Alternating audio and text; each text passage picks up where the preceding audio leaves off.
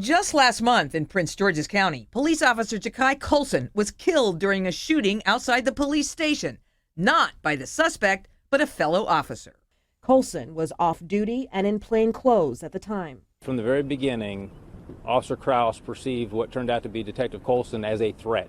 In 2011, Baltimore police officer William Torbett was killed by friendly fire during a chaotic scuffle outside a nightclub. Torbett was shot 20 times by fellow police officers who didn't recognize him in plain clothes. After Torbett's death, an independent review panel recommended when BPD officers respond to any incident that may require enforcement action, all plainclothes officers wear outermost garments that clearly identify themselves as police officers on front and back, such as yellow raid jackets or ballistic outer vests that say police in high visibility letters. Those markings appear on officers like these conducting a raid. But yesterday, the two officers who chased a 13-year-old boy with a pellet gun down the street apparently had no visible marking at all. Here's how a witness who saw the chase and the shooting described them. While I was sitting in my vehicle going through the city, like I said, I was in Baltimore, at a traffic light, and I noticed a young boy running up the sidewalk being chased by a male and a female. The witness says only when the officers verbally identified themselves did he know who they were.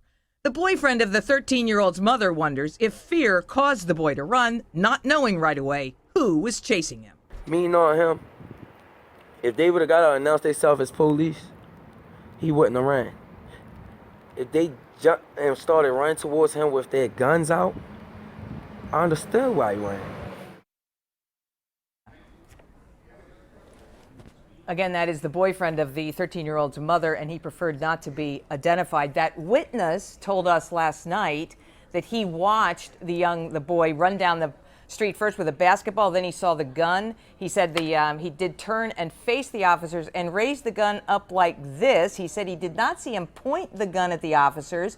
And as he raised the gun up like this, one of the male officer did fire, hit the boy once in the calf, once in the shoulder. The witness said the boy did not comply with the order to drop the gun. Reporting live tonight from the newsroom, I'm Jane Miller, WBAL TV 11 News.